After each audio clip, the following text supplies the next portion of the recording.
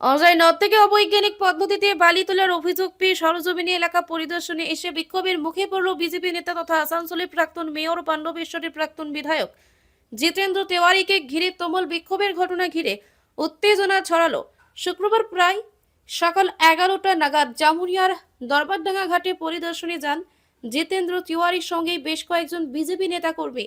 সেই সময় বেশ কয়েকজন যুবক তাদের ঘিরে ধরে ধাক্কাধাক্কি দিয়ে জিতেন্দ্র তিওয়ারিকে গো ব্যাক স্লোগান দিতে থাকে। এই ঘটনাটি ঘিরে ব্যাপক উত্তেজনাময় পরিস্থিতির সৃষ্টি হয়। পরিস্থিতি সামাল দিতে ঘটনাস্থলে এসে পৌঁছায় জামুরিয়া থানার পুলিশ। পরিস্থিতি উত্তেজনাময় হতে দেখেই পুলিশ দুই পক্ষকেই সামাল দেয়। এই মুহূর্তে জিতেন্দ্র তিওয়ারি ঘটনাস্থল থেকে নন্দী এলাকায় অবস্থিত বিজেপির দলীয় কার্যালয়ে এসে উপস্থিত হয়েছে। এদিন জিতেন্দ্র তিওয়ারি তার বক্তব্যে দাবি করেন যে কয়েকজন ব্যক্তিকে বিরোধীরা ভুল বুঝিয়ে তার বিরুদ্ধে প্রতিবাদ করিয়েছেন।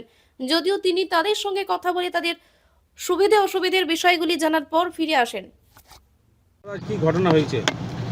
আমরা আমাদের জামুরিয়া দরবারডাঙ্গায় যে জল প্রকল্প আছে তার পার্শ্ববর্তী অঞ্চল থেকে এমনভাবে বালি উত্তোলন করা হচ্ছে যাতে এই জল প্রকল্প ড্যামেজ হয়ে যাবে, আগামী দিনে জামুরিয়ার মানুষ পানীয় জল পাবে না। এই অভিযোগ বারবার অনেক দিন ধরে আসছিল। কয়েকদিন আগে দেখবেন জামুরিয়াতে রোড ব্লকও হয়েছিল এই কারণে। তো আমাদের যারা মণ্ডল সভাপতি আছে তারা বলে দাদা এসে একবার দেখে যান। তো তাদেরকে নিয়ে আজ আমরা ওটা দেখতে যাই।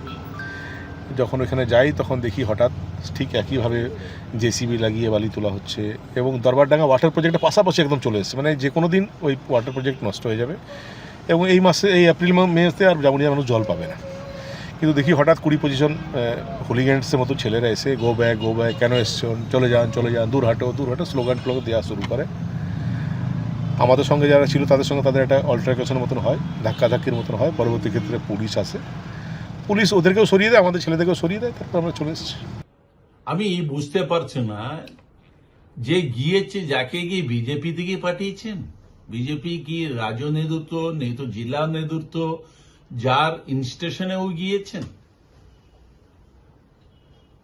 বিজেপি কোই ইনস্টেশন কাউকে দিয়ে নেই। এই বিজেপিতে আছে কিনা আমি জানি না।